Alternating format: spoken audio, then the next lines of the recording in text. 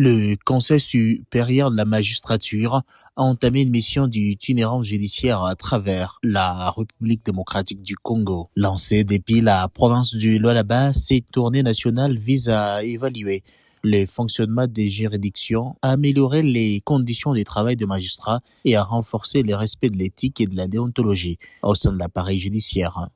Conduite par Dieudonné Kamoleta Badibanga, président de la Cour constitutionnelle et du Conseil supérieur de la magistrature. La délégation comprend également le procureur général près la Cour de cassation, Firmin Vondemandou, ainsi que le secrétaire permanent et le porte-parole du Conseil supérieur de la magistrature, Télésphore Ndumbaki Lima. En provenance de Kinshasa, cette mission s'inscrit dans le cadre d'une tournée nationale décidée par le bureau du Conseil supérieur de la magistrature. C'est mardi 21 avril.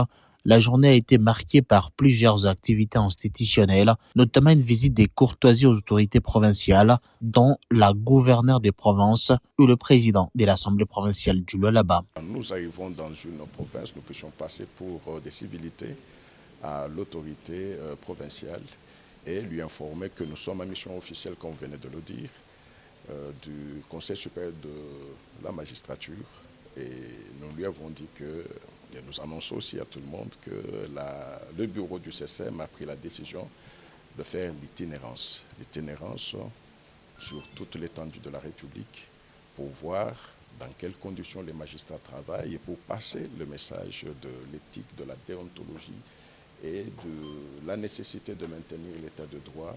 Parallèlement, le procureur général près la Cour de cassation mène une tournée d'inspection des offices des parquets dans le Lualaba afin de se rassurer du bon fonctionnement des services judiciaires.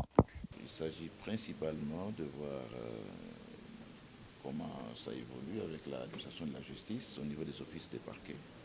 À ce sujet, j'annonce officiellement ici que je tiendrai une journée porte ouverte le jeudi. En cela, j'attends que les justiciables de la province me soumettent des doléances dans lesquelles ils n'ont pas trouvé satisfaction ou ils cherchent des solutions qui traînent. Nous aurons aussi à entendre certains échos par rapport au comportement des magistrats. Et vous savez que nous sommes là aussi pour faire la police de tout le monde. Les magistrats qui ne sont pas à leur place, nous serons derrière eux. Si c'est pour les discipliner, ils le seront. Si c'est pour autre chose, ils le seront aussi. Donc la mission d'inspection consiste essentiellement à voir comment les magistrats travaillent, si la qualité du travail est appréciée par le justiciable que nous trouvons sur place. Et en fin de compte, nous aurons à aller aussi à la prison, voir les conditions dans lesquelles ils vivent. Ceux des prisonniers qui seront trouvés en deçà des conditions habituelles d'incarcération seront remis en liberté. Donc nous prendrons des mesures idoines sur le champ et des mesures ponctuelles. Après ces échanges officiels, la délégation s'est rendue dans plusieurs juridictions de la ville de Kolwezi pour évaluer l'état de l'appareil judiciaire. Parmi les institutions visitées figure le tribunal des commerces de Kolwezi, dirigé par Frédéric Kekitembo. Son président a présenté les principales difficultés auxquelles fait face cette juridiction, notamment en ce qui concerne les conditions de travail et l'état des infrastructures, tout en revenant sur les réalisations accomplies depuis sa prise de fonction le 9 juin 2023. Le tribunal des commerces de Kolwezi, qui a l'insigne honneur de vous recevoir dans ses bureaux, vous souhaite la bienvenue.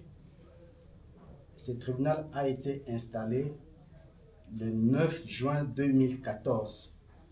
J'ai 7 juges de carrière, c'est-à-dire des magistrats, et 3 juges consulaires. Il y a 2 qui sont décédés l'année passée.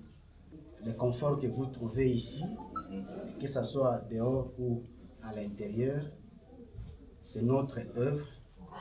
Lors de notre prise de fonction, nous avions initié l'initiative d'organiser le 10e anniversaire du tribunal et nous avions sollicité l'appui au niveau du gouvernement provincial pour cette fête-là et nous avons obtenu, mais nous avons estimé que nous ne devions pas tout utiliser pour les festivités. C'est comme ça qu'on a dû arranger en mettant la clôture. Nous avons arrangé la salle d'audience avec de nouvelles chaises et le béton qu'on a mis, oui. Ça, c'est le seul confort.